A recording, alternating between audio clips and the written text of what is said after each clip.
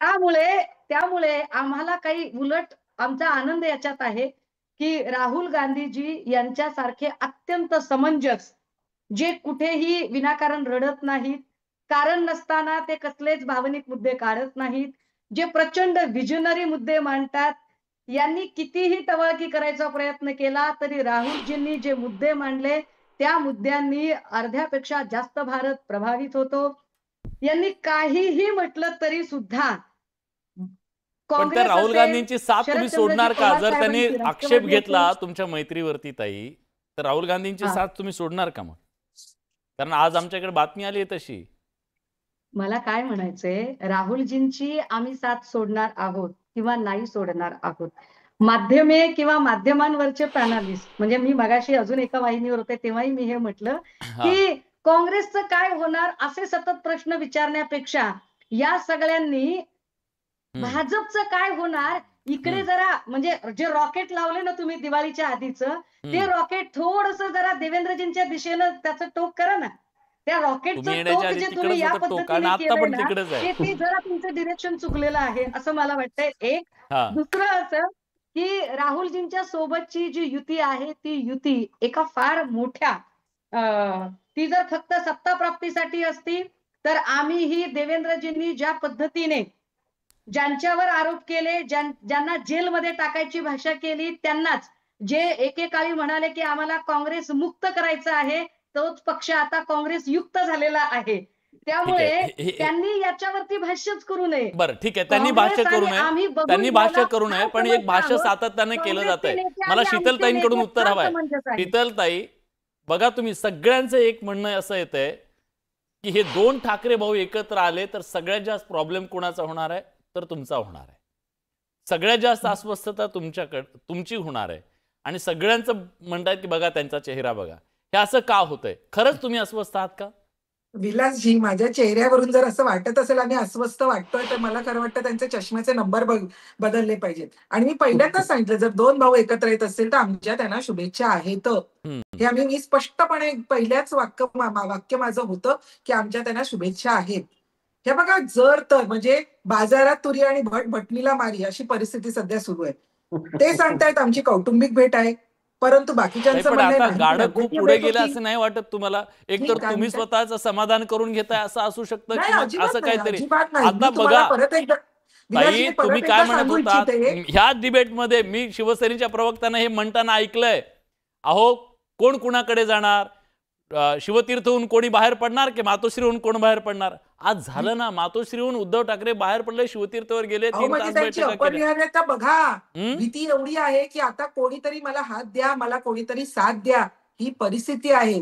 संपलेल्या पक्षावर मला बोलायचं नाही, आम्ही बोलणार नाही, हे बोलणारे आदित्य ठाकरे. आणि आज भावाची आठवण येते.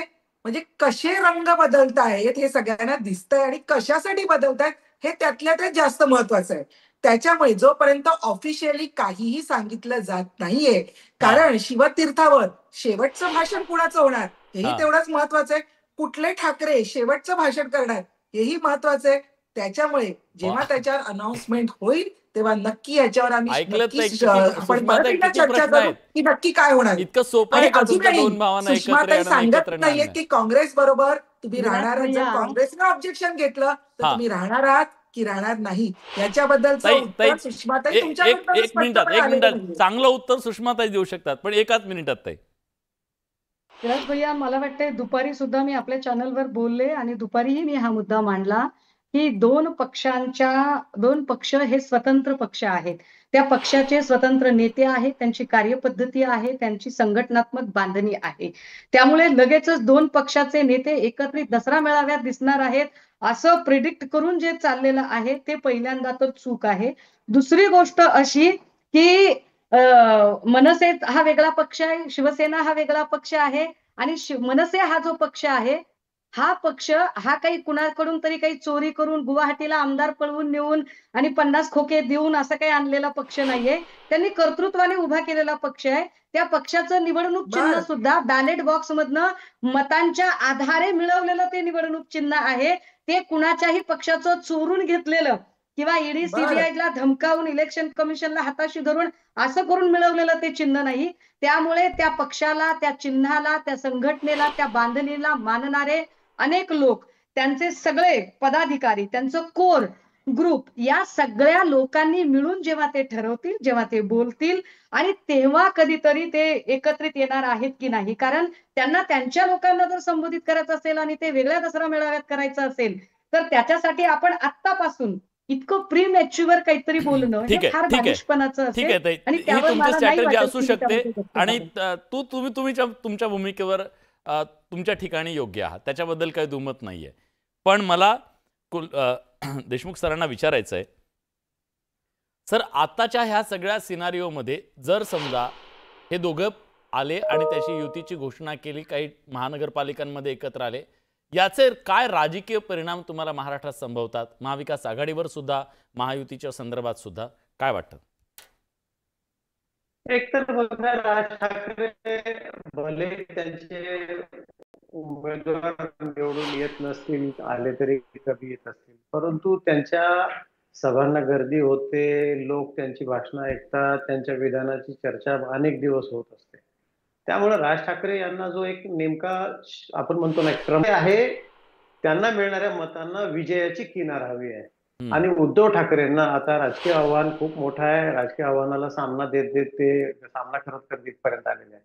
या दोघांचं समजा एकत्र येण्याचा निर्णय त्यांनी घोषित केला तर त्यांच्यापासून दुरावलेला मतदार त्यांना परत मिळू शकतो, की ज्याची निराशा झाली होती की हे काय बरोबर नाही आणि हे काय करू इच्छित नाहीत, तर तो मतदार सुखावेल. शिवाय दोघांची एकी होईल आणि राजकारणामध्ये 1+1 2 होत नाही, तर 1 आणि 1 11 पण होतात. त्यामुळं ताकद तर निर्माण होईलच त्यांची आणि त्याचा फायदा ते दोघं भाऊ कसे घेतात, कारण त्यांच्याकडं त्यांना मुंबईच्या प्रश्नांची जेवढी जाण आहे तेवढी कदाचित इतरांना तेवढी असेल, पण त्यांनी सोडवले का हा प्रश्न याच्यात मी जाणार नाही. त्याच्यावर तुम्ही स्वतंत्र डिबेट घ्या, मुंबईसाठी कोणी काय केलं ते. पण एक मी नक्की सांगतो की राजकारण हे परसेप्शनवर, आकलनावर चालतं. जनतेच्या दृष्टीने ठाकरे एकत्र येणं हे त्याला काय प्रतिसाद मिळाला हे आपण वरळीच्या त्या डोम मध्ये जो त्यांनी मेळावा घेतला हिंदी भाषेच्या विरोधासाठीचा, त्याच्यावर दिसून आला. आज मुंबईमध्ये चर्चा ती होती. आता अर्थात याचा राजकीय तोटा हा महायुतीला होऊ शकतो, कारण मुंबईमध्ये ठाकरे जर दोघं एकत्र आले आणि दोघांनी एकत्रितपणे काही चांगला कार्यक्रम जर दिला जनतेला आणि जनतेने त्याच्यावर विश्वास ठेवला, तर सगळ्यात मोठी अडचण की एकनाथ शिंदे यांच्या नेतृत्वाखालच्या शिवसेनेची होऊ शकते. आज त्यांना असं वाटतं की आमच्याकडे 50 पेक्षा अधिक नगरसेवक आलेत, माजी नगरसेवक, त्यामुळे आमची ताकद वाढली आहे, आमच्याकडे आमदार आहेत.